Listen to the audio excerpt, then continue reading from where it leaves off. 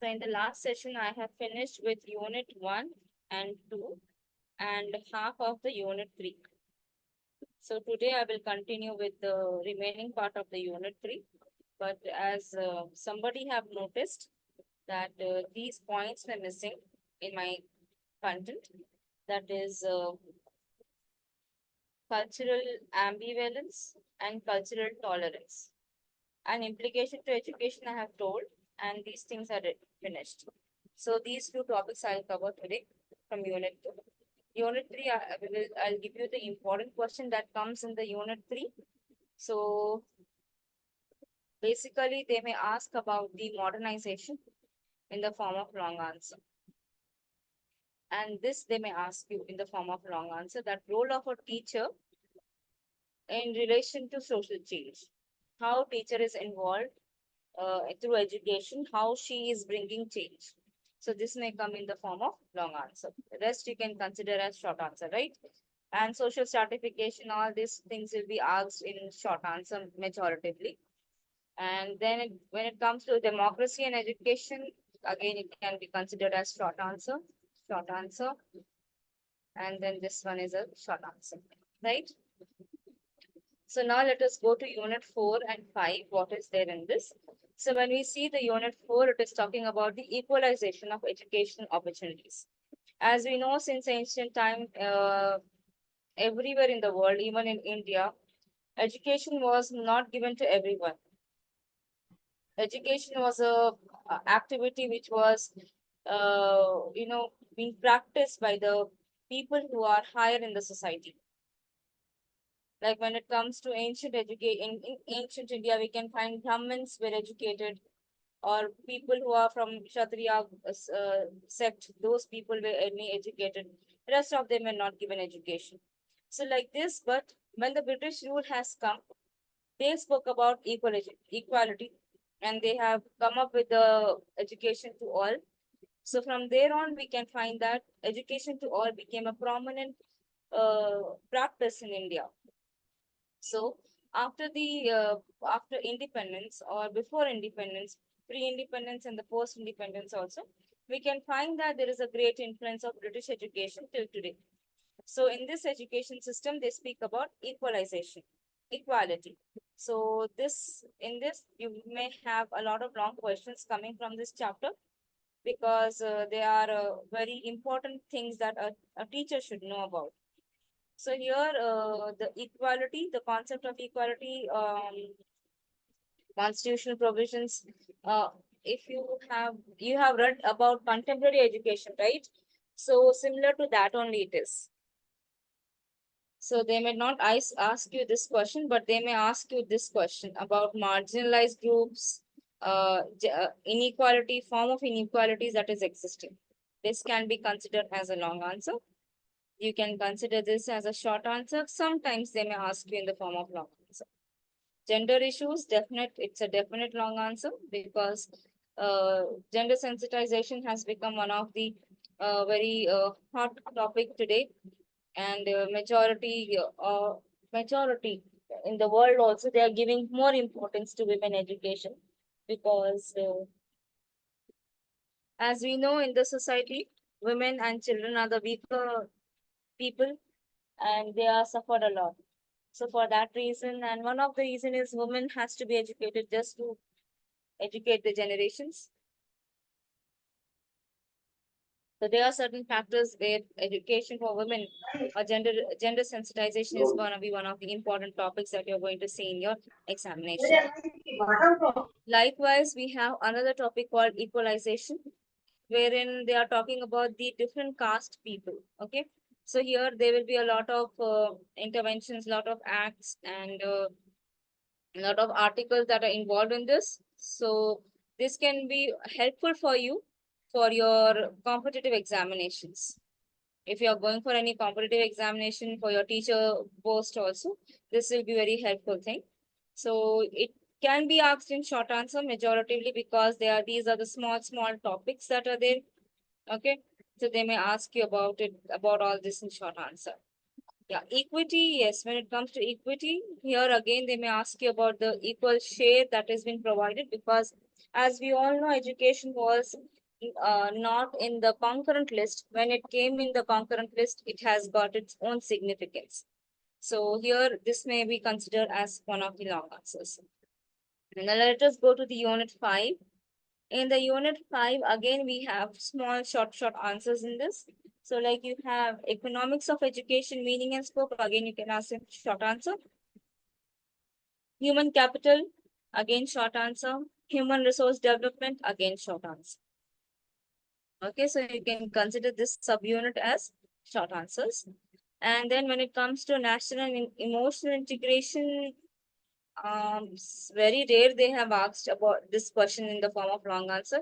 You can consider this as long and short as well, both together. Yes, international understanding, you can consider it to be as a long answer. And peace, education,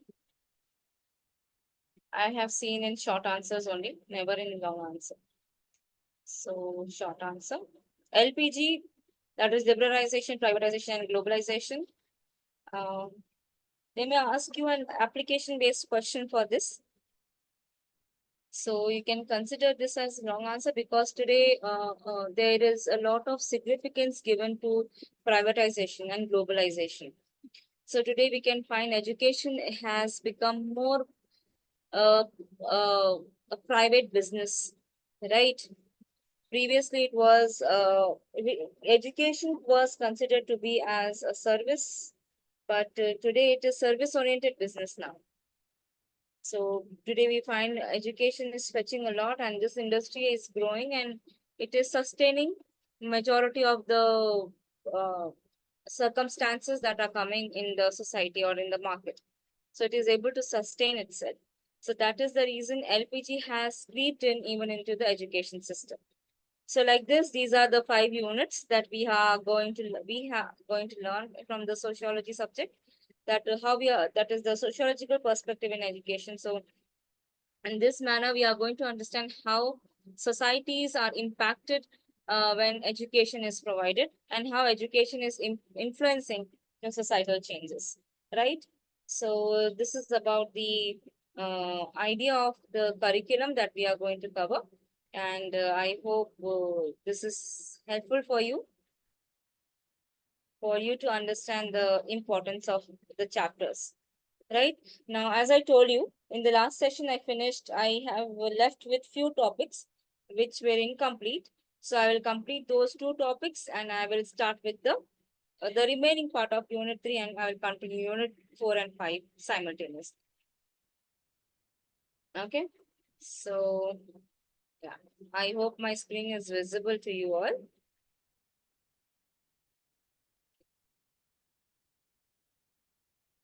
Yeah. So we were actually studying about the culture. So we have seen the different subtopics of cultures, and we have seen that how culture is existing both in human and animal life. How culture is impacting. Even animals have their own culture. Similarly, when it comes to human culture, it is more complex. Okay, and today we find that there is a lot of multicultural phenomena that are existing, and we also see that there are different cultures. We are tolerating each of us, and we have recognition. We are accepting. We are respecting. All these factors are which is making the society run smoothly. So cultural ambivalence and tolerance are something interrelated concepts which is shaping the complex societies. So these are the some concepts that you can see in as the cultural aspect. When it comes to cultural ambivalence, so we can find that there is duality of cultural identity. What do you mean by duality? Yes. Duality means there are something two. So basically, we are finding that there are a number of cultures and there is also a phenomena called relativism. It is said that a time is going to come where we are going to have a population of relativist people. They are going to relate with each other and they are going to negotiate their identities and they are going to create an ambivalence atmosphere. What do you mean by ambivalence?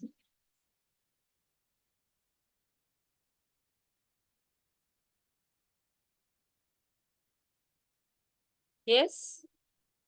Favorable, Ex- ma'am. yeah, favorable, contradictory, even whatever the contradictory ideas are there, something which is a kind of a mixed feeling. So today we find that there are people, following two religions. Even I have one student who follows two religions, and like this today we are able to see that the people are more into dominant culture. They are giving more significance to the culture that we are living in, irrespective of the religion that you follow. In fact, we can find in certain foreign countries, you can find that there is 70% atheist people, 30% people only follow religion. But those atheists are also living in a such a manner that it is creating a harmonious atmosphere. So this ambivalence means it is nothing but a mixed feeling, but which is creating a harmony. So they may for instance they are atheists, but they also respect the other religion. They cannot say that you are wrong or I am right. Nobody says that. It is something that they are living in a duality, wherein duality in a sense it is negotiation, and duality in a sense it is generational differences. Like for example, there is cross cultural, like as I told you, one student of mine who his father is Muslim and his mother is a Hindu lady. So we can find that there is a combination of religion, intercaste, interreligious marriages have become common. So this cultural changes that is taking place because of modernization is creating an ambivalent atmosphere. So which is helping people to manifest, integrate, and transform into a established culture. Then adaptation challenges. Obviously, the new culture when it comes, the new environment it comes, the new practices will come. So they are benefiting with it, and also they are overcoming with the drawbacks which are there. They're trying to remove the superstitious beliefs. So basically, all this is because of the ambivalent nature of the culture. It is making, like for example, sati system, which was not a good practice, but today it is completely abolished. So we can find that such practices which are not, which were inhuman, were also being removed because of their own cultural identities. Now, the cultural conflicts, and as I have told you about all this, yeah, we'll speak about cultural tolerance. When we speak about the cultural tolerance, we can find that the word tolerance itself is speaking that we are one person, one individual is tolerating other individuals' culture and all that. So basically, cultural tolerance is talking about accepting diversities. Today we have such a huge population, such great diversities, accepting them, respecting them, living them with giving equal importance to each other, basically giving equality can make the society run smoothly. That is what how Singapore has become so one of the very fastest growing cities. It is actually very small place, Singapore, even though it's a country, but it is called as Singapore city. But in that, the leaders who have leaded the population, they also gave an importance to cultural tolerance. In fact, the housing board, town planning was also done by keeping this thing important, this cultural tolerance as one of the important key factor to be kept in mind. And we can find that even their cultural setup is such that they believe in multiculturalism, they believe in tolerance, they live together. So in one place you can find that you can find every person from every nation. So why these practices are done in the town planning? Just because they to create the cultural tolerance. So when the cultural tolerance is created from the family background itself, from the very young time, then there will be a different society that they are planning for. Similarly, there is intercultural dialogue. Whenever we talk about the cultural tolerance, we will speak about the intercultural dialogue in a sense, the interaction, the communication, the diversity, which are similar or which are learned, which has great empathy, which has great understanding, will be accepted, right? For example, charity. Charity you can find is a concept available in every religion. Education. Okay, when we speak about education, it is available in all the religions. Every religion gives significance to education, right? So this change of information can also be a very significant, it plays a significant role in cultural tolerance. Somebody was saying something. Yeah. Somebody was saying something. Do you want to speak up? Okay. So the next point is personal and social benefit. Definitely, when we are talking about cultural tolerance, the best thing is you can embrace, you can develop empathy, you can develop personal interactions, lot of social benefit. For example, I feel so lucky that I am born in India, and because I could see so many cultures, so many religions, and the best part is I have eaten the cuisine of all the religions. So when I have tasted the cuisine of Jain, it was having a different taste. When I have tasted the food of Marwadis, the taste was different. Every person, whomever I met, because of different cultures when I have encountered, this also is one of the best thing because I could see them, I could feel them, I could realize how beautiful people are. Right? So similarly, cultural tolerance is something that give us not only personal benefit but also the social benefit. Now, the challenges to cultural tolerance, definitely there will be prejudice, there will be stereotype, there will be some narrow-minded people, stereotype who have a stereotypical system of thinking where they say that some discrimination or exclusion of minority groups that happens. All these are the prejudice and the stereotypes that are very common when it comes to cultural tolerance.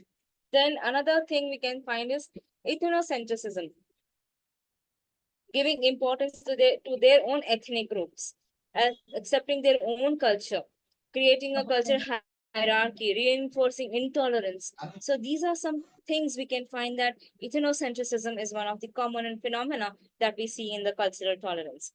Then the other challenge we can see is lack of exposure. You can nowadays the concept of homeschooling is coming. There is a drawback of everything. So when it comes to homeschooling, the child is not going into the society, he is not getting acquainted. So there will be a lack of exposure as well. And this cultural tolerant people will have less interaction, a lot of fear, a lot of ignorant, they are unknown to the world. They are having some perpetual intolerance. So all these are the something, act like a cultural barriers. So these are certain challenges you find when we are talking about the cultural tolerance. Obviously, it happens. There are some narrow-minded people who say that don't speak to them, don't talk to them, don't make friendship, don't live with them, don't eat their food. All those XYZ things they will say. Why? Because of their narrow-mindedness. Because they have lack of exposure and they are not easily they cannot mingle with anyone. That is one of the challenge we find. Then how you can promote cultural tolerance? Education is one of the best way because today we find that today we have multicultural classrooms and we are respecting, we are accepting, we are adapting, and we are, successing together. That is one thing. Media and art, as we know, media and art has a great impact on human mind because knowingly, unknowingly, it influences the human mind. So that is the reason previously the people who have not used mobile phones and the children who are using mobile phones today, their thought process are totally different. Their maturity levels are very high. For instance, like people from my generation, they don't till my I was into my teenage also. I didn't know what is motherhood, what is pregnancy. I didn't know that term, what pregnancy means. But today, a 3-year-old child says that my mama has baby in her stomach. Previously, we were told that the baby will come from the sky. Some bird will bring the child and they will put it in the basket. This was the information given to us. But today, the children are so smart enough because of the mobile phones. They say that there is a baby in my mama's stomach. So we didn't know even that their stomach will have babies also, except food. So such things where we can find media and art brings a lot of changes in the society as well. So cultural tolerance can also be promoted through that. And community engagement is another practices Yes, when you come together, live together, you can bring a lot of tolerance with each other. And policy and legislation, yes, policies for benefiting for all, and having a policy or lawmaking which is giving importance to equality, then that can also help in cultural tolerance. The transformative power of cultural ambivalence is something that introspection. One person have to introspect themselves so that they can understand their own beliefs, their values, and identities, so that they can see. There is always a saying that uncover yourself to discover yourself. The moment you introspect and discover yourself, you can understand the whole society around you. Similarly, how to transform this cultural ambivalence is intercultural dialogue, definitely giving importance to dialogue in a sense, exchange of ideas from one culture to the other culture, making trying to understand the meaningful information about that. Then cultural innovations in a sense that it is the cultural expression, the art forms, the hybrid identities, like today we have moving away from the traditional boundaries and living up to their own life, right? So previously how the adolescent children used to be very scared, they used to be staying indoors majority of the time, but today the change has come. The teenagers are having their own bikes, they move around easily. You can't imagine one of my students, the moment pandemic started, he took his bike, moved to Ladakh. Just imagine how the societies have changed. Previously, by 8 o'clock, everybody used to be at home, but today the societies are changing. The culture is changing, and in Hyderabad, you find the U.S. culture. A lot of U.S. culture coming in Hyderabad. You have night outs because majority of the people are working in the night shifts. So there are so many changes that are coming even in the society. So these are the something that is helping us to bring a very huge societies.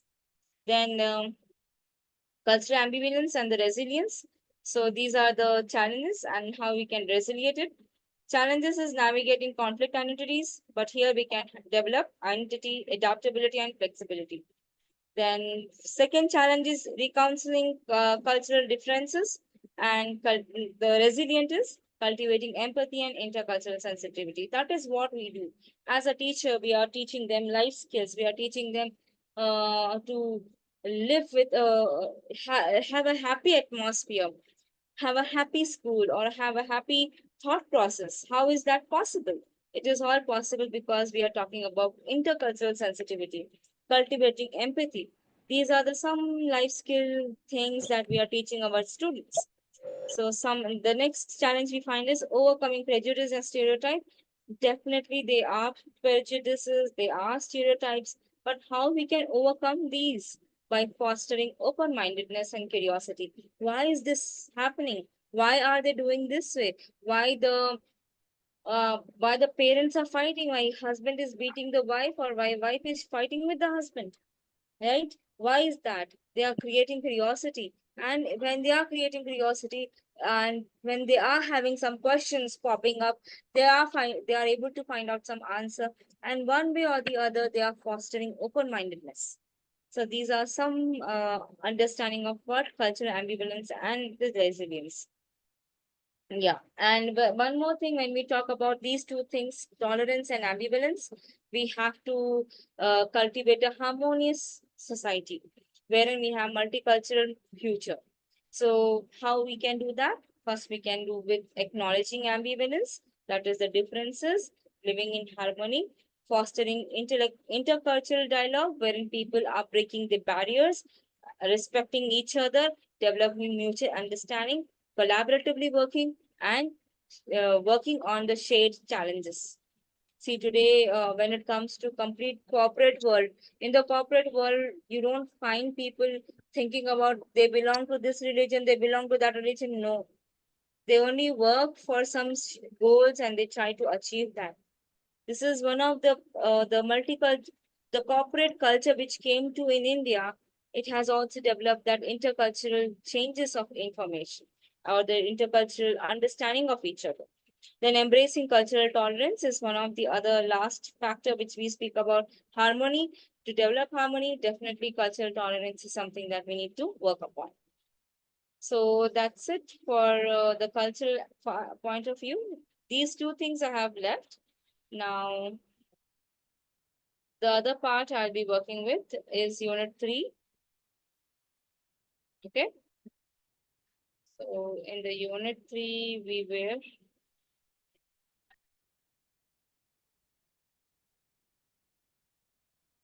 yeah, yeah. We are done with modernization. Okay, so now we will speak about social stratification. When we talk about social stratification, it is, what do you mean by stratification? Can you tell me the meaning of the word? It will be very easy for you to understand. What do you mean by stratification? Layered, ma'am. Layers, very good. Layers, grading, divisions, categories, all these are considered as stratification. So, uh, uh, we can find that since ancient times, uh, do you think stratification does not exist? Do you think stratification does not exist in the societies? Yes, It does, ma'am. It It does, ma'am. exists, ma'am. it does exist. For example, in the ancient times, the stratification was divided in this way: Brahmins, Kshatriyas, Vaishyas, and Shudras. Okay. Now, who are Brahmins? The people with higher cognition. Okay. And they are in very less number. When it comes to the division, in the ancient Indian Vedic culture, we can find the it is in the pyramid form. Brahmins, Kshatriyas, Vaishyas, and Shudras. Today also the same grading system is existing. Do you agree with this point? But they are not called as Brahmin, Vaishyas, or Shudras, or Kshatriyas. But they are, but the society is running that ways only. For example, Brahmins, when it comes to Brahmins, we have very few rich people in the world. What the concept of Brahmin was, it was the person who has higher cognition. And today also we find people with higher cognition are very less in number and they are very rich. Best example, Elon Musk or Ambani's, if you take. They are not called as Brahmins, but they are actual Brahmins in our society, isn't it? Because this is my understanding, because when I was learning about the Varna system, so I could understand that it was a grading system that was given in the Vedic culture. It was exploited by the Brahmins later in the later part of the history. But when you see today also the same system is working. There are Kshatriyas who are protecting, who are warriors, who are protecting the army people. There are Vaishyas who are business people, who are doing businesses. Today also the same pattern. Then we have the Shudras, the service providers. Like for example, I'm a teacher, I'm a service provider. You are a teacher, you are a service provider. People who provided services were called as Shudras. So when it comes to society, the stratification exists every time. There is no society which doesn't have stratification. It is for example, Ambani cannot send his child to a local school of our Hyderabad. Can he send? It is not possible. So by default, even in education, we are having schools for higher society, middle class society, and the lower class society, isn't it? So there is always stratification that is existing. So we cannot say that there is no society which is away from stratification.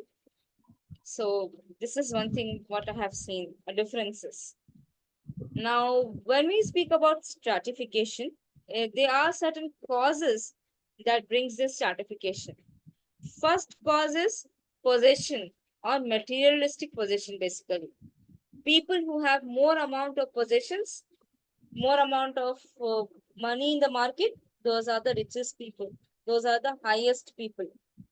And then the other feature is quality, the intrinsic capacity. Like Elon Musk, he has his intrinsic capacities because of which he have become the number one richest person in the world because of his qualities.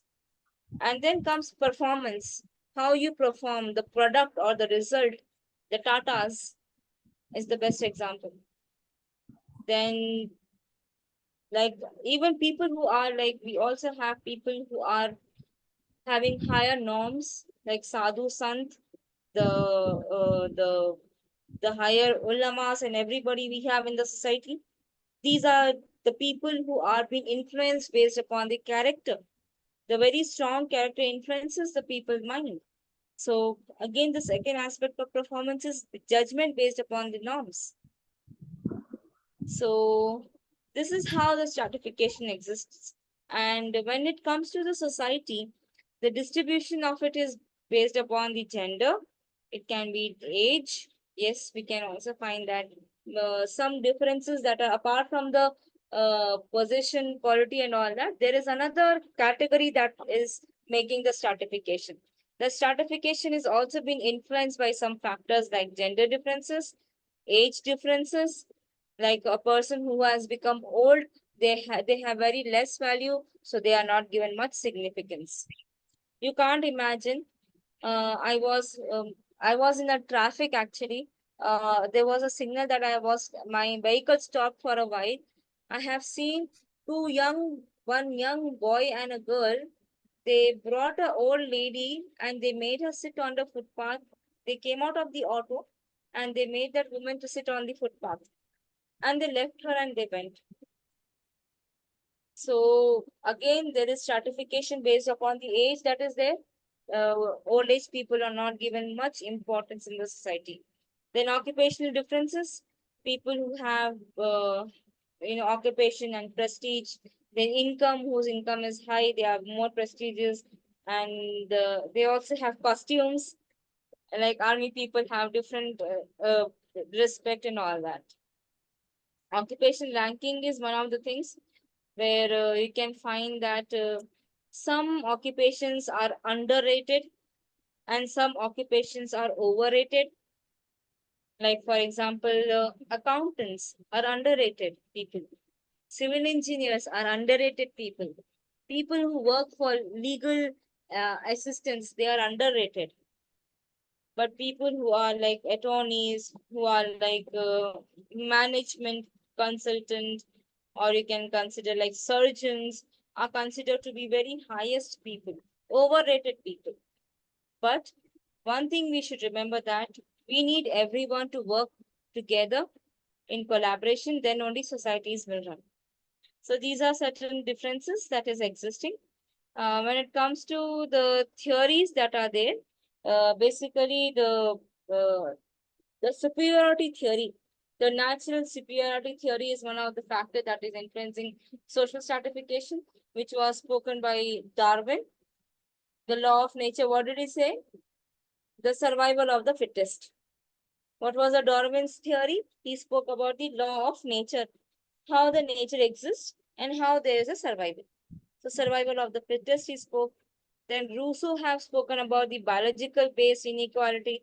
People who are white were given more importance. People who are darker skin, they were given less importance. That inequality went on for a very long in the societies. Racism we call it as. And when it comes to another Herbert Spencer, he also referred it like socially created inequality. Like you can find women or transgenders are not given equal importance, they are not given equal respect, like that. Yes. Then comes the Marxian class conflict theory is another theory wherein he have said that the societies are divided into haves and have-nots.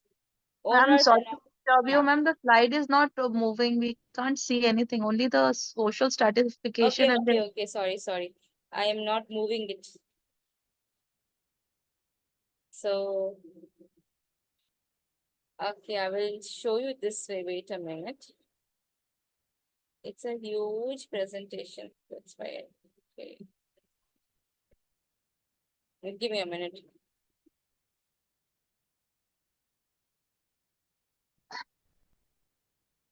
Hmm. So Marxian, he said owners and non-owners, haves and have-nots. Again, that was a classification. And as I told you, he divided the society into capitalist and the workers. Then another theory is Weberian multiple hierarchy theory, wherein he designed this into 4 classes. Upper class, here you can find the upper class, the white collar people, bourgeoisies, manual working class. All these are the different classes he spoke about. Max Weber actually. Then functionalism has come. He said that according to the functional abilities, just now I said people who are like surgeons, they are having a bigger position in the society. There are certain social facts, some institution. This was given by Emily Durkheim. He said that these are the manifested functions. People who are manifested because of their needs. Today we can find the real estate people are more rich because these are again the need of the society which made them to manifest into the society. Previously, we didn't have any real estate people, but today real estate people have become a huge company. So these are the manifested functions that you find. So there are different functionalist theory. Will not go so deep in that. What are the characteristics of social stratification? First one, it is social. It is governed by the society. It is not governed by any individual. It is governed by the society, accepted and implemented by the society. Because you can find that this unstable distribution factor is existing. Either it is politics, it is family, it is religion, in any other institution also, you can find that this is existing. Right? So then comes it is ancient because we see that there is a lot of influence from the ancient societies, and we can find these stratification concept is existence in that time. Excuse me, Then ma'am. Can you universal, please show last slide, yes. please? Can you Okay, please show last slide, this ma'am? one. Previous slide, ma'am. Okay, Thank you, ma'am. okay. This is there on YouTube. You can find this if you put social stratification and my name, you will get it. I told you now there is one YouTube channel for Osmania University. I request you to go there. You can find majority of the topics available there. Okay. So my name is Nurul Huda. If you can just type that, you will get it. Then this phenomena of social stratification is universal in nature. As we see today also, there is have and there is haves and have-nots theory moving on till today. There is a gap between them. It is diverse form because it is varying from country to country, and we can find there are different stratas that are existing. One is like in the Roman society, there were two, patrician and plebeians. Then in ancient Aryan system, we had the 4 Varna system, that Brahman, Kshatriya, Vaishyas, and Shudras. Right? Then we had the Greek society, the freeman and the slaves. This was the concept. Then in the Chinese, they have the emperor, mandarins, merchants, farmers, soldiers, and slaves. So with every society, they have different categories, but at the end, it is stratification basically. And it is also said that this stratification is because of the consequential uh, character of the society, because a system that leads to main kind of consequences like life chances and the lifestyle. Okay, so for example, people moving or somebody died, somebody moved to who was a failure became success. Like for example, Byju's, he was just a teacher. He gained so much of success, he became talk of the city, talk of the nation, talk of the world, right? Replaced employees. So all these chances is also making the system to go into different styles. And lifestyle, definitely what kind of a morals you have, what kind of ethics you follow, what is the culture you take place, all these are influencing factors. These are principles of stratification caste system, which is closed, sometimes it is closed, which is very rigid, open, which is very open, easy to mobilize. And a state system, which is based on law, Whatever the law speaks about, the clergy is the highest. According to again European influence, we can find they had clergy, nobility, and commoners. A state system was existing those days.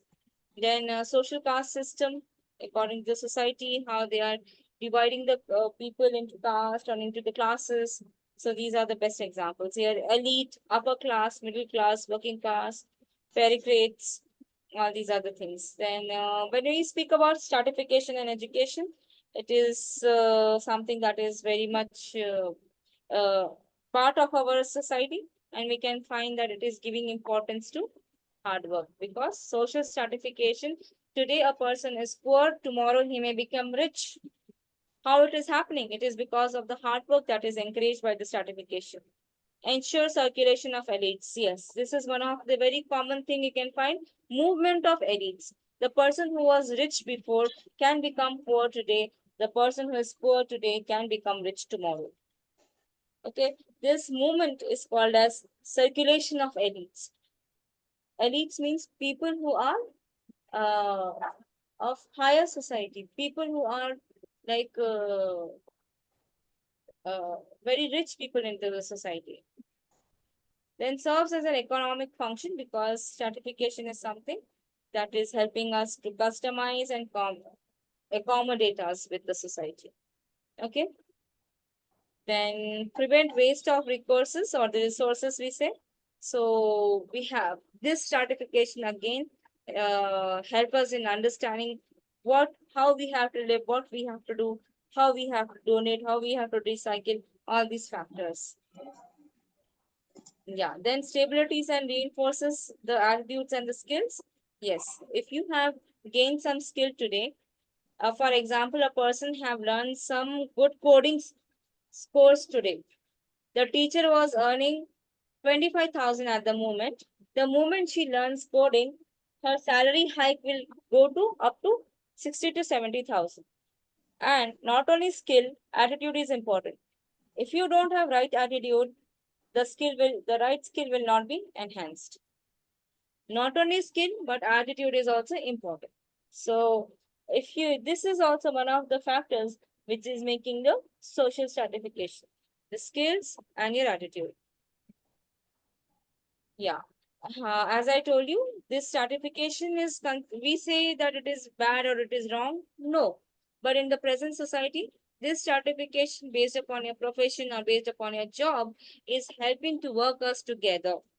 Collaboratively, we are working, because one of the reason is high increase of the population. Because when the population is increasing, the demands of the society increases, and the adjustments will also changes. So social control, yes, the social stratification helps us in developing social control and controlling on the shady world. So you have this stratification help us in education. When we are taking education, when we are becoming more educated, for example, if you are getting online bullying, and you can be, one example I have put here, you can be safe from online bullying, you can be safe from online frauds and all those things. Why is this happening? Because by default there is a shady world, the world which is not shown so prominently in the market, but they exist in the market. So to get aware with that, education will help in making that awareness. Okay. So we can say that there is no world that can live without stratification. A society with stratification is a common phenomena since ages. And we can find that this stratification is a requirement for functional necessities, for the functional movement of the societies. So there is social inequalities, consciously or unconsciously, it is existing, isn't it? If you can see the picture, it is speaking everything. The social inequality that exists, knowingly or unknowingly, it is existing. With this, I end up with my social stratification topic. Okay, so let us move to the other one. Madam, in Unit 3, Yes, you want some Unit- pictures? yes, not the pictures, madam. Social stratification is covered. No, can you give the main headings of that, madam? what are the questions in the examination? No, see, I have gone too in depth. As I told you, this whole thing is available online. You can see through the class again from YouTube. But they may ask you about social stratification for 5 marks or 4 marks question, majoritively, Okay. because it is something which is not so important in the field of education. So you can just give less significance to that, and you can just for your understanding, basically. So These topics, definitions, characters, and social stratification education. These are the three main topics yeah, are you can covered speak in this. about, see, what is that, the definition, meaning and definition, characteristics is there, theories are there, principles are there, characteristics are there. These are some side headings that you can work on with. Okay? Okay, fine, madam. Thank you. Ma'am, excuse me. Yes, no? Sem 2 question paper also same like model paper of B.Ed Sem 1, ma'am. Yes, yes, same it will be.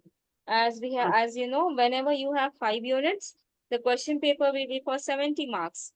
And if you Okay. have 50 marks paper, 35 marks question paper you should see.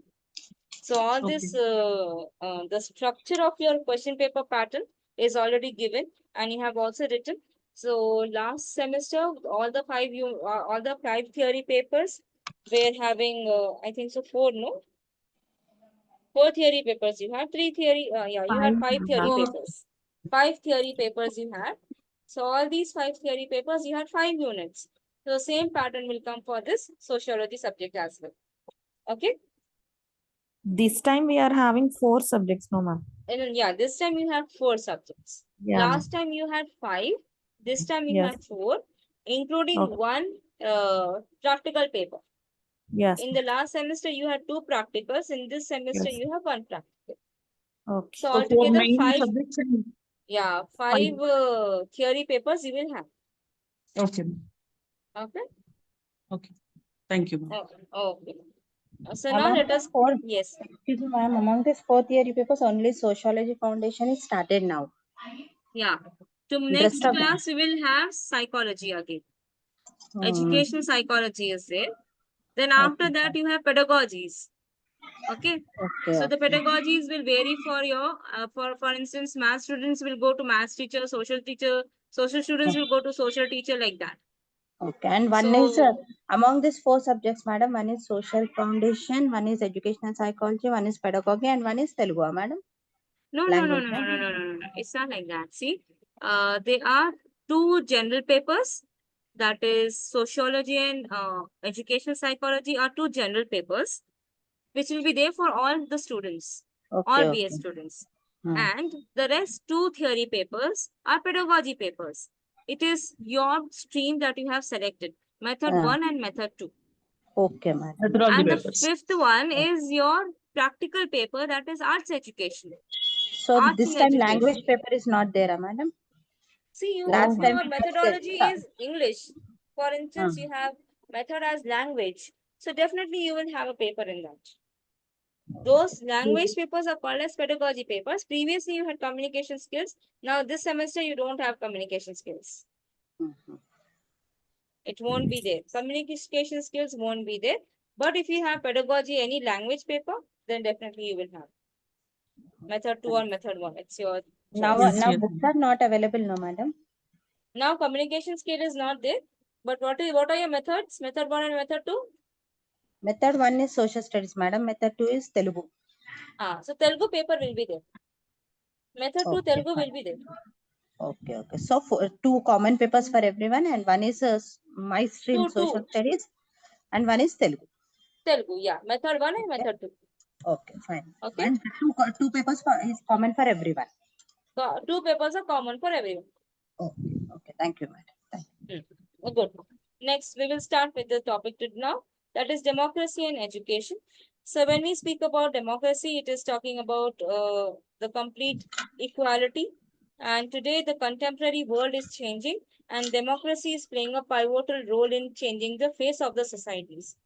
So when we speak about democracy, how it has evolved. So we can see that according to the historical responses, we can find that democracy has taken place, which was influenced by geographical based concerns, like which region you belong to, which expansion you had, what kind of urbanizations you had. For example, when it comes to India, so it is a where it is located based upon the location, based upon the people who migrated to India and who stayed in India, who urbanized India. For example, when it comes to the complete history of India, it started from the Harappan Indus Valley civilization and all that. So we can find that slowly, when the Aryans came from Europe to India, they brought a change in India, and they have established a complete ancient Vedic culture in India. So how the expansion has happened? Whenever we speak about democracy, it is speaking about the historical base, geographical base, and then significant demographical shift, like how the cultural diversity shifted. When it comes to India, we can find first we can find Hinduism was there, Buddhism was there, then Jainism came, later the Islam came from the Arabs. Then slowly we can find this. There was a Persian invasion, Alexander invasion, the Greek invasion. So all these invasions have brought about a change into the complete uh, demographical uh, factors in the Indian society. So there is a significance of demographical shift even in the democracy and even economic growth. For example, India was one of the richest country in the ancient times and in the medieval India. But today we are taking loans. We are third world countries. We are not yet developed countries. So economical growth will express how the democracy is moving in the Indian society. Or I'm giving you example of Indian society, but you can consider that democracy is a concept which is very common to everyone, and these are the factors that is influencing democracy and education. Yes, when we speak about the economic growth, as we see that even the industrial revolution, French revolution, Russian revolution, all these revolutions has brought a change in the economic growth, a change in the global perspective. People used to do only trade and commerce within their states.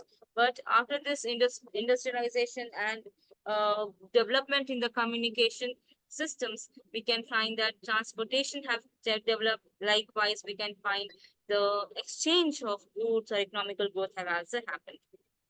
So, what is the importance of education in democracy? Why we are talking about democracy and education?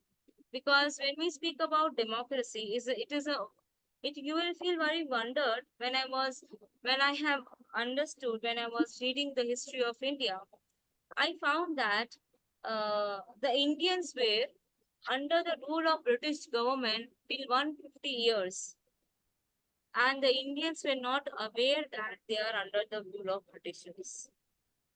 ఆయన రాయవా ఉట్టిగా ఆడ time pass చేస్తావా Sai So we can find that uh, in print media, it looks very funny, but it is the reality. We got independence because of English language and print media. Can you believe this? It is so astonishing that when the Britishers came to India after one ruling for 150 years, the Britishers thought that India is their country. So they started teaching English education. And when they educated people in India in English, the Indians became English educated, and they started, and likewise print media became common. Printing machine was invented. So print media became common. So when Indians started learning English, and when the newspapers have spread all over India, they came to know that we are under the rule of Britishers. The educated class came to know that India is it is not having democracy, it is under the rule. Then they have fought for it and we got independence. So just imagine how impactful education is in creating democracy. Why did I say all the historical story? Because for you to understand how significant education is in creating democracy. So basically, when we speak about democracy, democratic practices in education, it is one thing that we need to keep in mind that teacher is a one person who is going to make the student get engaged creatively. And this creative engagement of the students can give rise to a very open-minded, very overwhelming, very welcoming personalities of the students. Then we have school implementing democracy.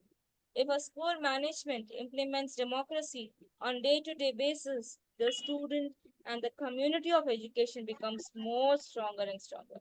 And likewise, we have the decision makers in the counselors, the policy makers. They also based upon the democratic grounds and they can make the policies. These policies are not only going to benefit one community, but these policies will be helping the others as well. Then, yes, involving of the stakeholders. You have to involve the stakeholders. You can find the cities, the school districts, the board of education, farmers, all these people. We need to get together and work together. So this is about the democracy, democratic society and education. Now let us go to unit 4.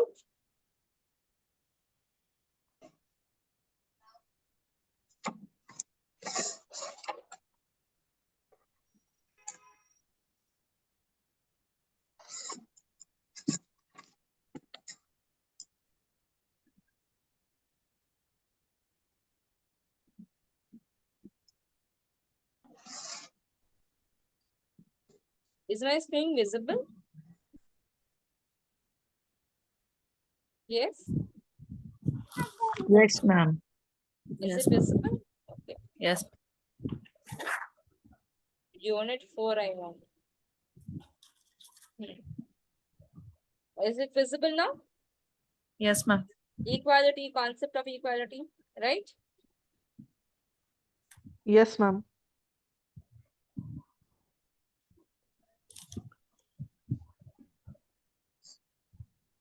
Yes. When it comes to unit 4, it is talking about equalization of education opportunities. As I told you, how the system of education was in the previous time and now how it has changed. So today we speak about education for all, and we believe that education is one of the practices which can make the societies run smoothly. నన్ను time waste Education- చేయకుండా నేను కూర్చున్నప్పుడే చదువు యువా. I request the participants to put yourself on mute.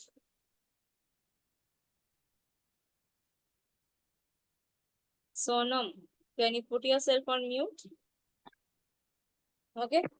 So when it comes to equality, it is a practice. It is talking about, again, it is linked to democracy. This democracy will help us to attain equality, and this equality basically help in benefiting the individuals on the whole. And if an individual of the nation is stable, the whole nation is stable. Okay. So when we speak about the equality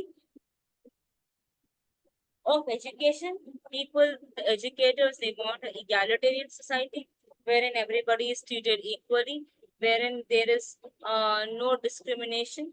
And we can say that if a development of the nation, if you want to have a development of a nature, there has to give importance to the natural talent, and therefore it will enrich the society. One of the person, I was having a discussion in the recent times. He asked me that tell me one name of any contemporary educationist from India. Because I was making a content for educationists who have, contributed. So in the ancient time, we can see that it was Vivekananda, Rabindranath Tagore. So many people are there. So they have contributed to the education system. But in present scenario, we don't have any contemporary educationist which is contributing. So this contributions is also important in order to develop education opportunity, in order to make people empower themselves. So this is one thing. And what are the problems of equality? Difference in economic status of home, gender disparities, regional imbalances, physiological differences. Based upon the physiological differences, people who are smart, they will survive. People who are not so smart, they will have different work they do. differences in home condition, disparities between backward and advanced classes, and non-availability of adequate opportunities, differences in mental and physical abilities. So what are the measures that can be taken for equalization to get equal education opportunity? So first, constitutional provision should be provided because these constitutional provisions will help every citizen to work together for the betterment. One is that. The second is debarring restrictions on admissions in education institutions. Debarring. Why they want to debar? Because it has to be made available to all irrespective of caste and the religion. Based upon the caste, based upon the religion, we cannot take, we cannot have this education society is running. Wide distribution of institution. Yes, establishment of new institution will also help a lot. Likewise, provision of preschool education. Yes, preschool education is again given importance because this preschool education system is like Barwadis, Anganwadis are helping us to scale up the education system because these are scalable businesses that are there. The provision of scholarship, which is again a self-helpful practices. Special treatment is given for SCs and STs. You can see that there is a reservation completely given for them. And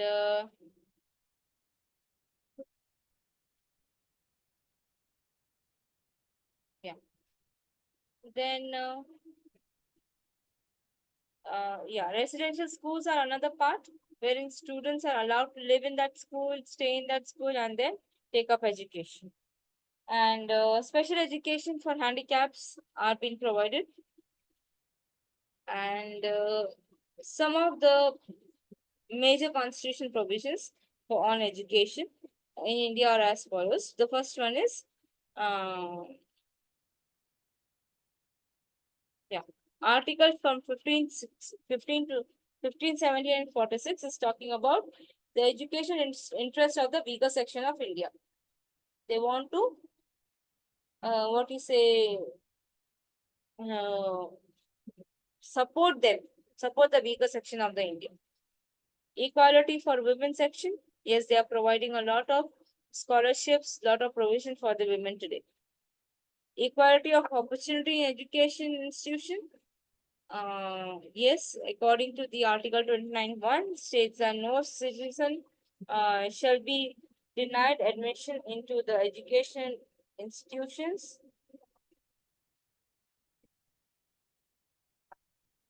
Yeah.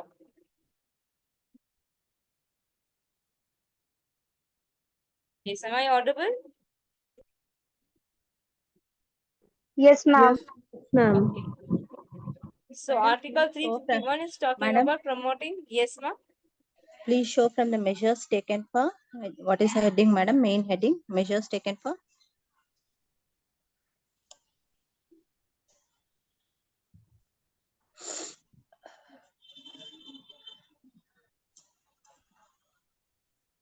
Equality for Slide, ma'am. Okay, measures taken for. equalization of educational opportunity.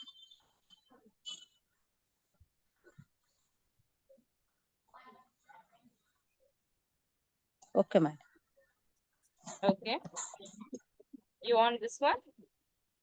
From the first heading, madam. Main headings we note it down, please. Yes. Okay.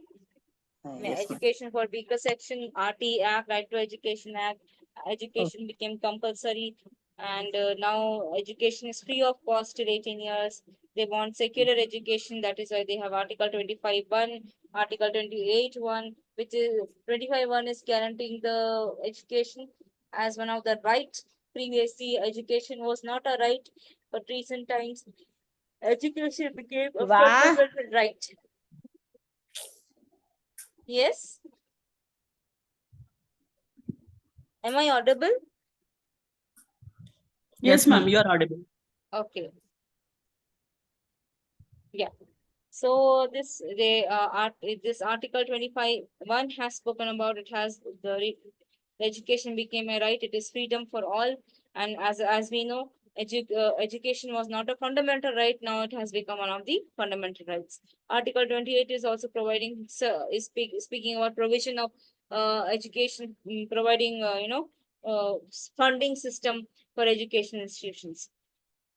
28.2 is also speaking about the education institutions that can require wherein they are providing any religious instruction. Today we have culturally integrated education system.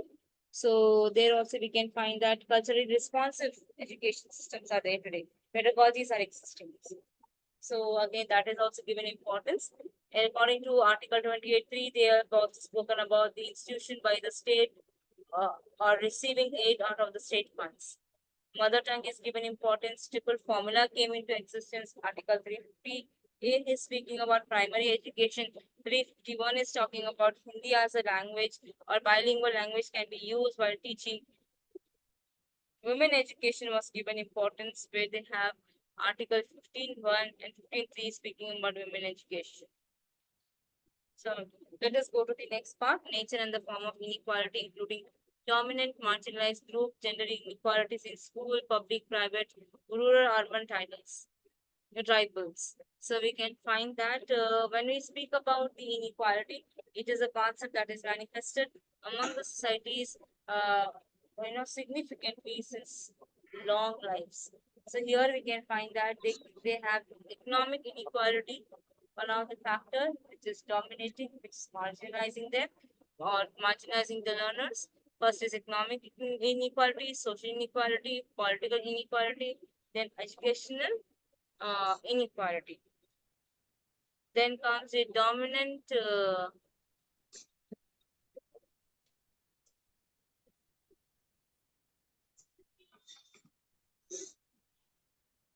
is my screen visible?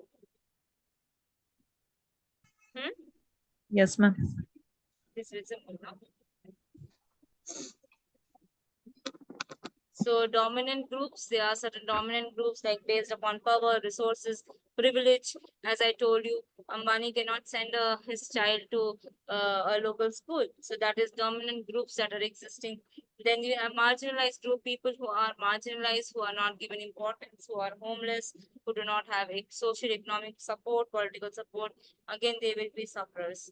Then you also have gender inequalities ఇక in నేను the school. కూర్చుని ఆనిటికి రానే రాడు చూడే ఇక్కడ దొరకరావే జరా మళ్ళా వంట వేసుకునేది ఉంటది చదివించేది కానే కాదు. Madam, someone is talking Snehalata. continuously. Yeah, it is Snehalata. Then we have gender inequalities in the school, like we have boys and girls, and boys are given more privileges than girls. Boys are sent to sports, but girls are not sent to sports. All these inequalities are still existing, even though we are talking since so many years, but the practices are different. When the next thing is quality of education, we are talking about quality, but how far the quality is being maintained, how far the curriculums are designed, how far the teachers are given importance. So again, there is a big question mark. Then a lot of participation that is going on in the today's world. We have such when we speak about LPG, you will understand how education has become a global concept. Like for instance, whenever I start my B.Ed class, whenever a new batch comes, I always say them that you are the citizen for the globe. You're global students. You're not student for only Hyderabad or India, but you are a student for the whole globe. So as a teacher, you can work anywhere. So that is what the concept of LPG has come. It made the public private education. As we know, public education is completely free of cost, irrespective of your socioeconomic background. But yes, there are certain challenges when it comes to public schools. They will not be having quality education. They might have every facility, but they will not utilize it to the utmost. Likewise, private schools, there are a number of schools that are there, and these schools are again acting like a good resource in developing the society. Then rural urban tribal inequalities, that is also very common. Rural people are considered to be the highest, or rural people are they are they are demotivated, or they believe in, they are like having the inferiority complexes. And we can find that there is no much of resources that are available at the rural India.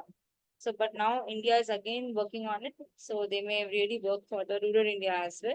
Urban areas, yes, you have good infrastructure for the schools and good maintenance for the schools. Then you have tribal areas wherein tribes in India are too many.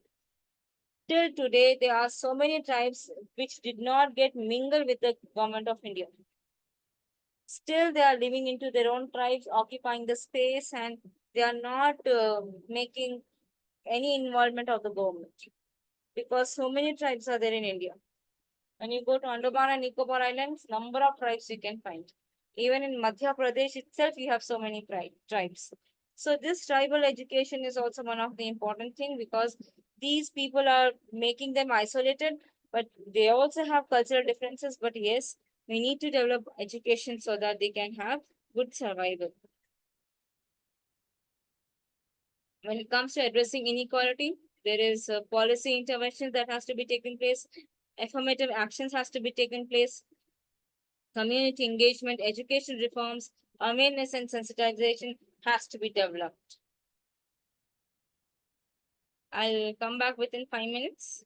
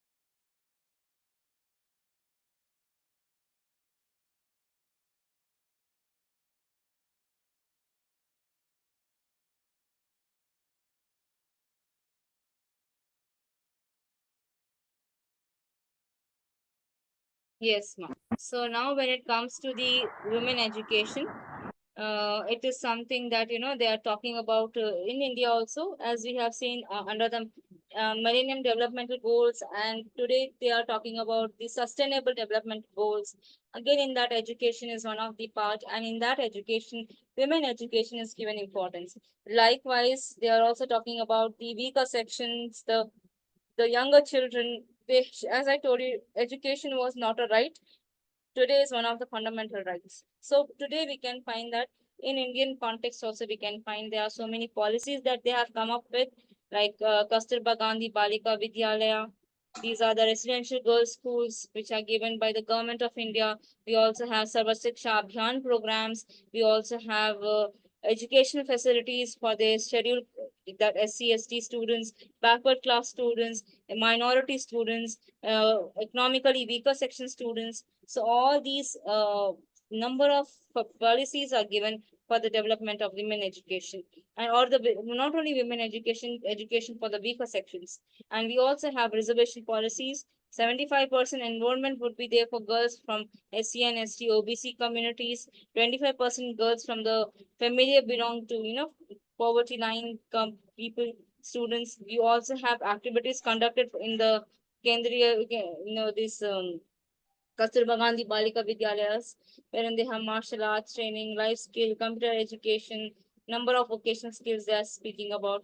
Another Yojana is the Balika Samriddhi Yojana, which came in 1997, which gave, in this Yojana, they give women who is mother, they will provide, delivery facility. If there is a baby girl, they will also give them some amount. Now that these figures might have changed, but it is there for them. Then we have Bangaru Thalli. This is another scheme that was launched by the government of Andhra Pradesh, which supports family of a girl from her birth till her graduation, where they belong to BPL families, below poverty line families. And there are schemes that the state government gives. They give 1,000 rupees for a pregnant woman until she conceives and delivers the baby. If she gives birth to a baby girl, 2,500 is given. And every year they through Anganwadis, they give 1,500, and time to time, till first to fifth standard, 2,000 will be given per year. For from sixth to eighth standard, for every six, they will be given 2,500. Like these are some funding that is provided. Okay.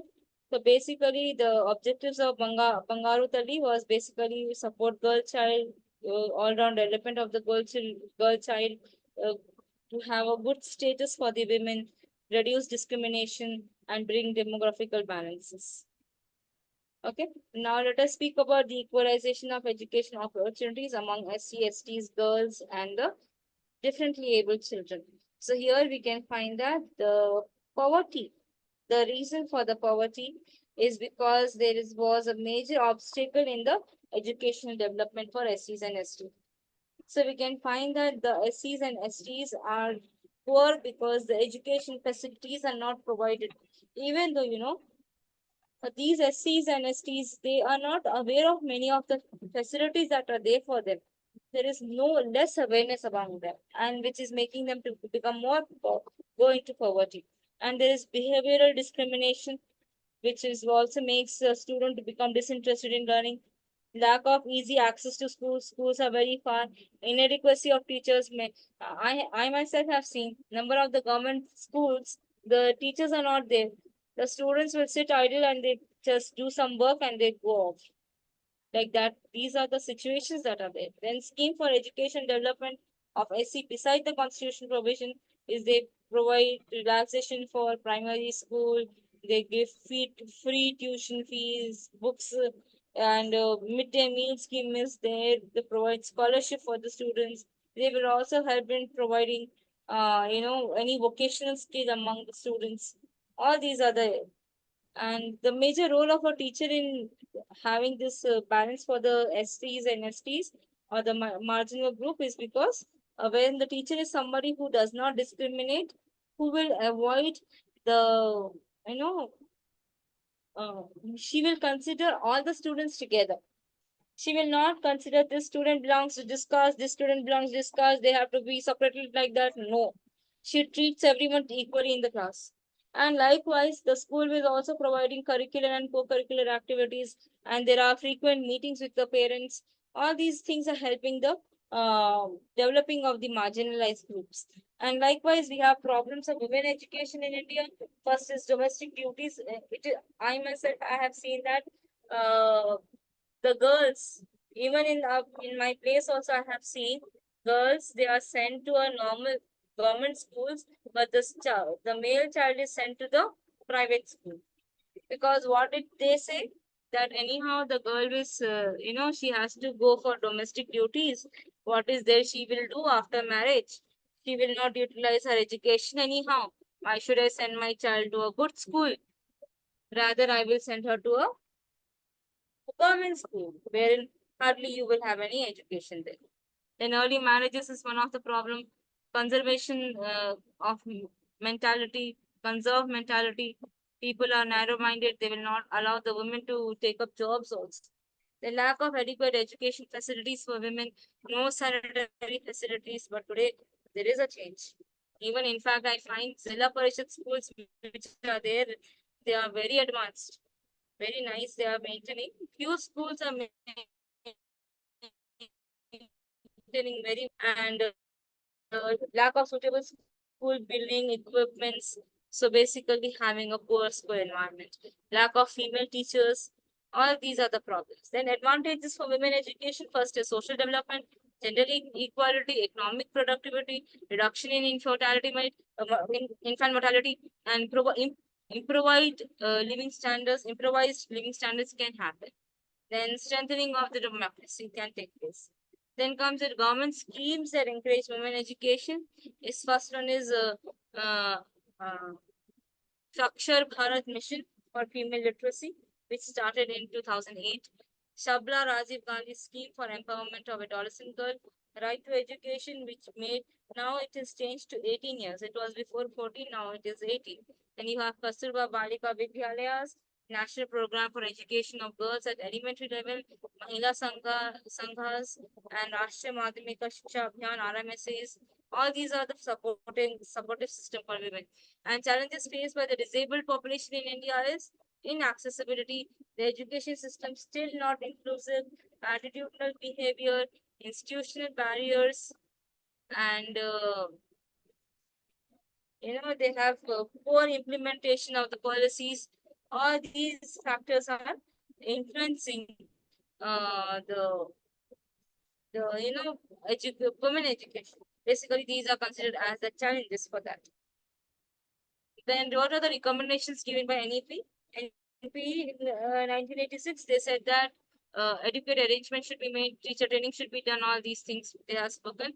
And for the special people, there was a Rehabilitation RCI Act which came into existence, and these RCIs are the main counseling bodies which will govern the whole organizational setup of these disabled people. So People with Disability Act in 1995, which helped the people to empower themselves. Likewise, the National Trust for Welfare of Persons with Autism, Cerebral Palsy, Mental Retardation, and Multiple Disabilities Act in 1999 has provided total care for persons with mental retardation and cerebral palsy.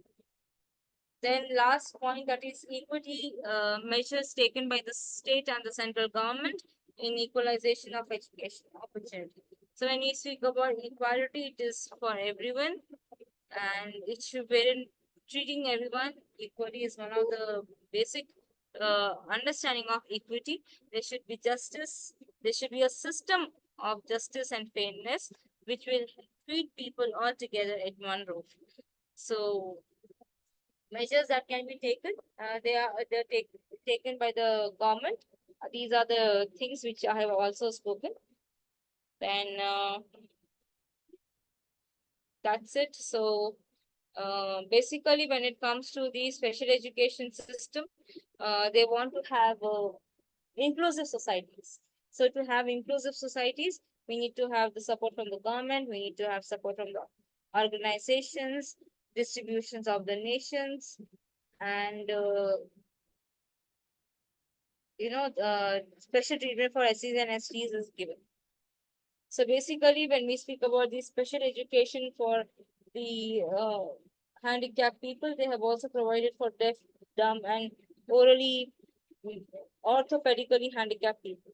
So like this, we can have that even in NEP 1986. They have also spoken about removing the disparities and bringing about equalization of the society so that they can give equal educational opportunity. Right? So with this, I end my unit 4. Now let me start with the unit 5. Madam, can you give the unit 4 one content, madam? Complete content. Unit 4.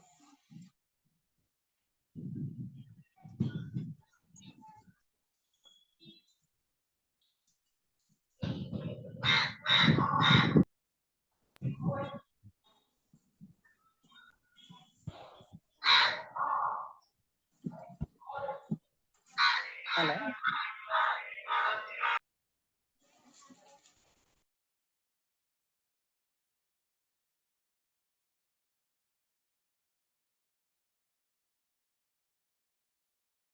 The difference between equity and equality, because Equity and nowadays it's equality. very important in NEP 2020, right?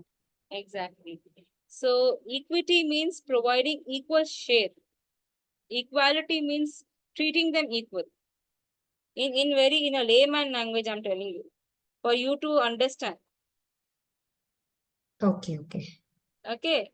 Equity is something you are going to give right, equity. It is given the resources, the opportunity, the recognition, basically. The equity is Okay. nothing but recognition, providing them resources and opportunity. Equality, treating them as an individual, treating them equally in a group. Okay, Okay, ma'am. Yeah, yeah. Thank you, ma'am. welcome. Madam, 4.4th unit questions, madam. I have given no, here it is there, see.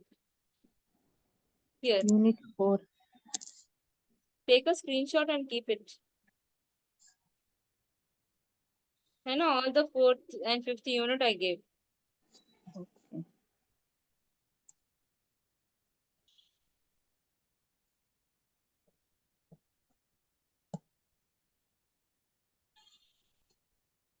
You can remember this way. Equity is provision, equality is treatment.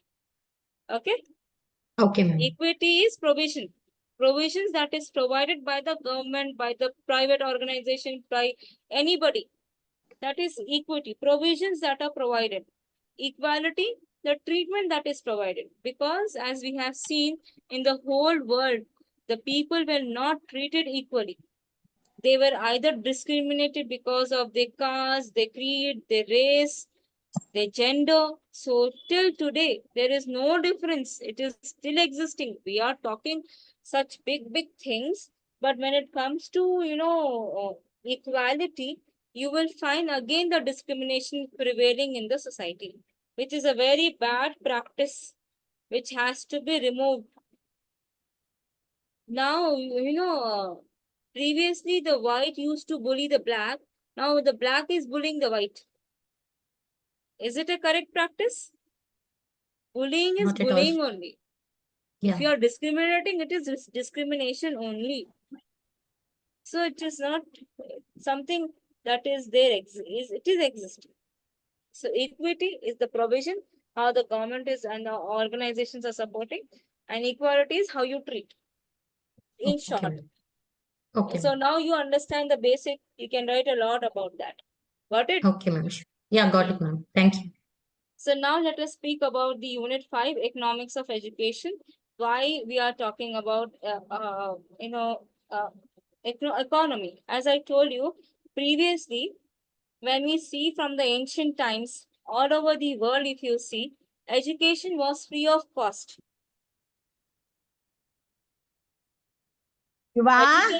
Education as a practice was considered as free of cost because the community used to provide funding to the students.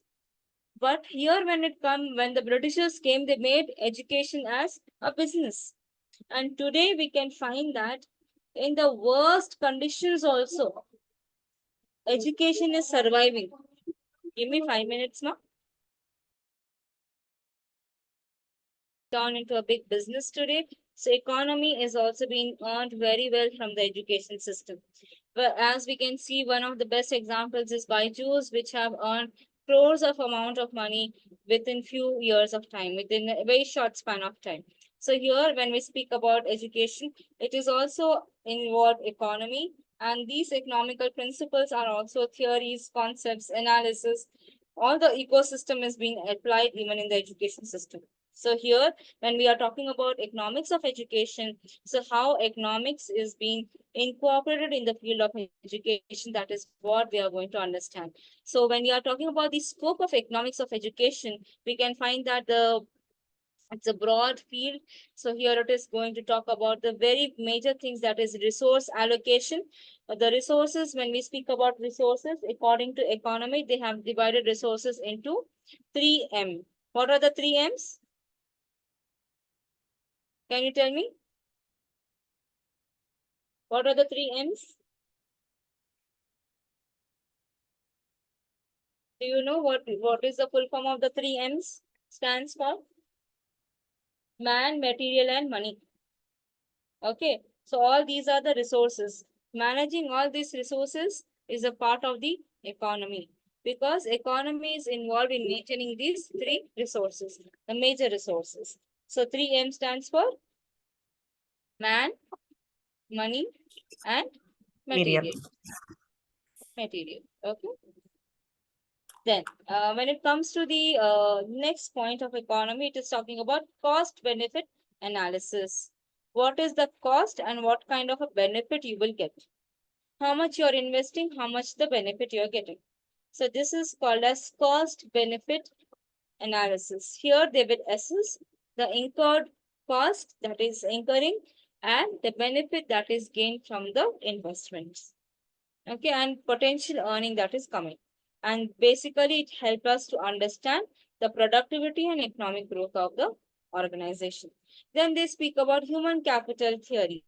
Human capital theory is talking about the investment in the human capital, emphasizing on the individual skill, like what kind of a teachers I will recruit, because again man is one of the resources.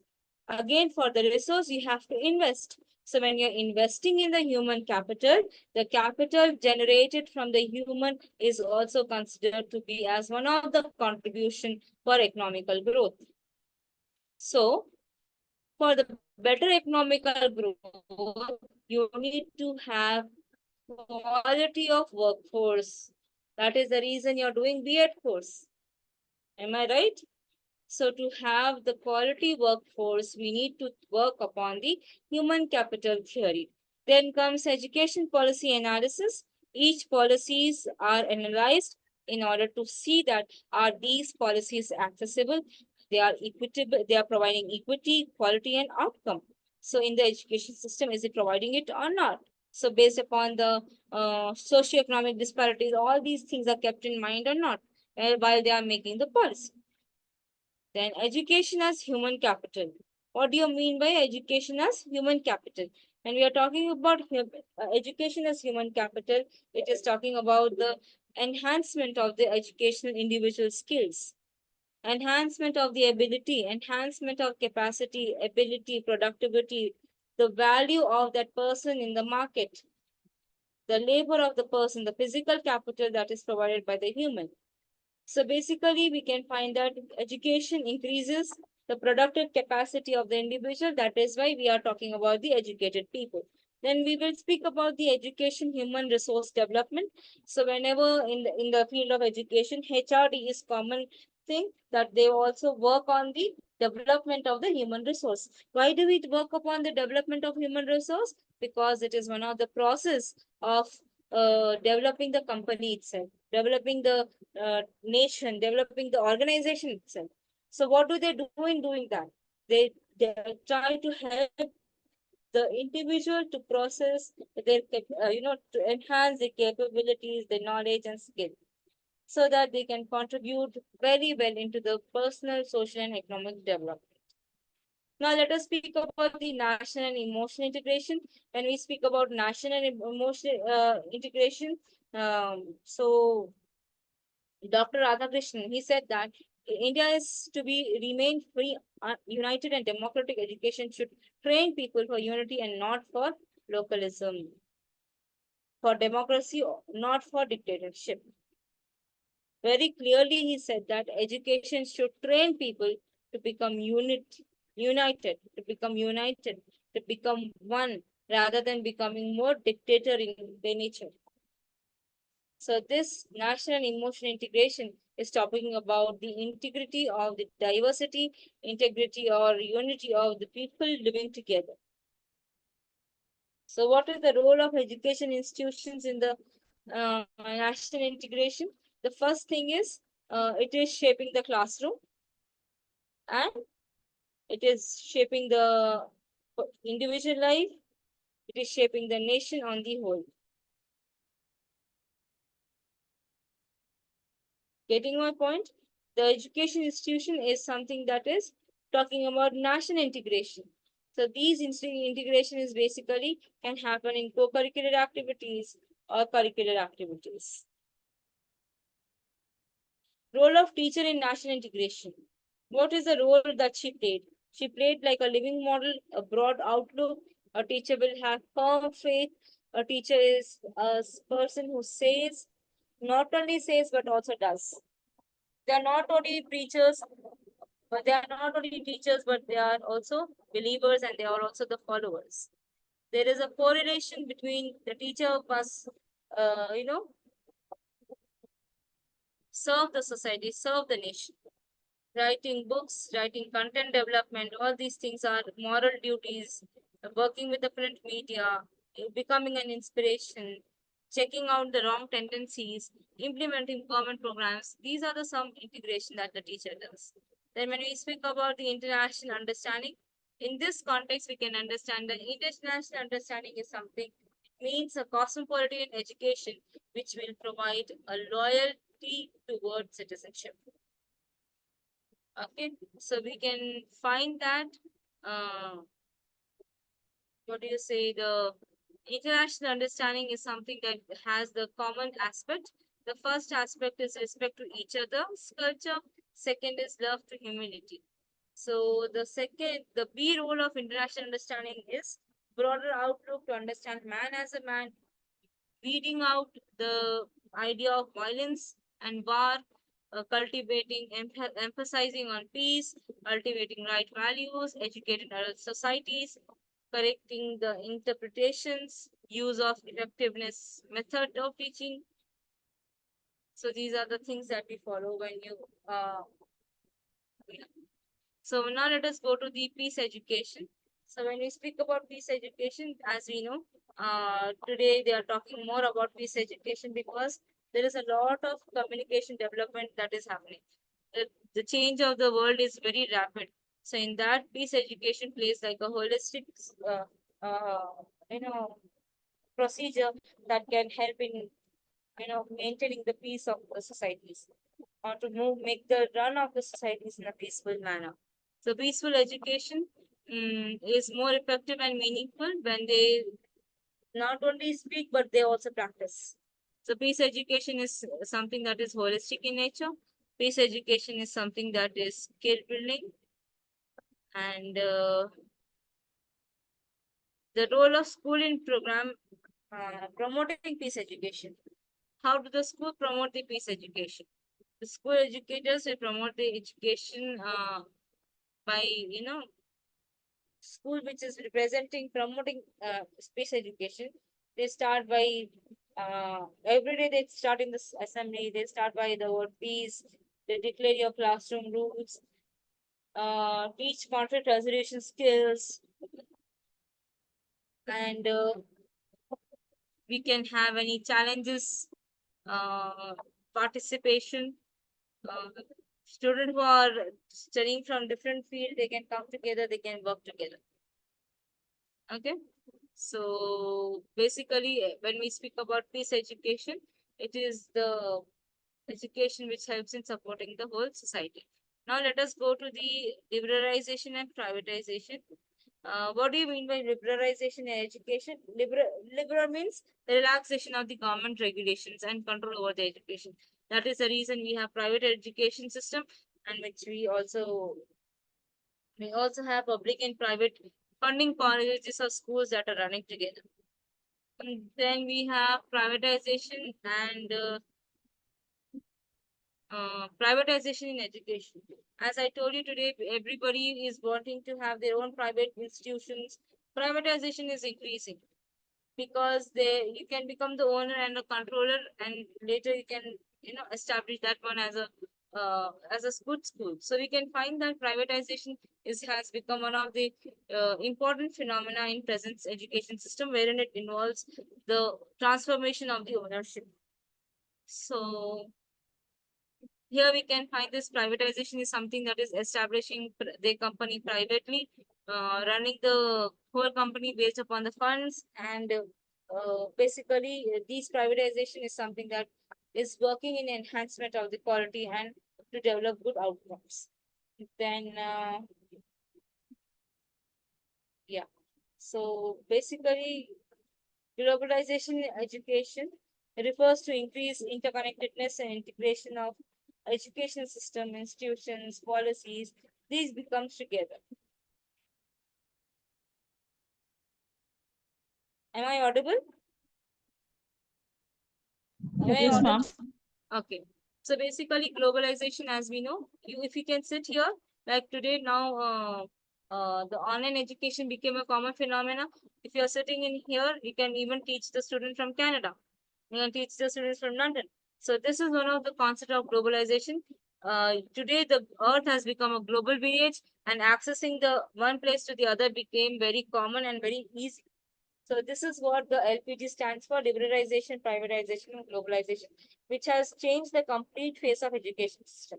So which is not only supporting the development of education, but also it is helping nations and also the students in one way or the other. Okay. Excuse me, ma'am. Yes. Ma'am, can you please repeat liberalization? See, liberty. It is a liberty that is given. So in the liberty, what do? You try to adapt into private organization or a public organization. It's a liberty that is given to you. So as a teacher, you can go to a government, you can become a government teacher, you can also become a private teacher. That is the liberty that is given to you, the freedom that is given to you. And today we have a liberty that a child can be,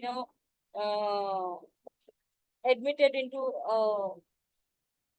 a private organization or a public organization. It's thoroughly your choice. Some district parents are even taking home schooling. है ना? So it's the liberty that is given to you, freedom that is given to you. You're moving away from the oppressions. You're moving away from the pressure. What is your choice? What is your demand? You're going accordingly. Right? Like for example, now you're learning, doing your complete B.Ed course, majority online. Very rarely you go to offline classes. है ना? So this liberties that are given is because the societies have becoming more complex. The communication became more accessible. See, I'm sitting here and talking to you, taking a class, and you are able to access the information, isn't it? How is it that possible? It is because of the liberty, the privatization, and the globalization. Because in the global context, there is a high level of communication, technological advancement, because of which you are able to access me anywhere, anytime, at any place. Right? So this is about the concept of LPG. So with this, I end my session for today. And in the next coming classes, I'll be dealing with psychology.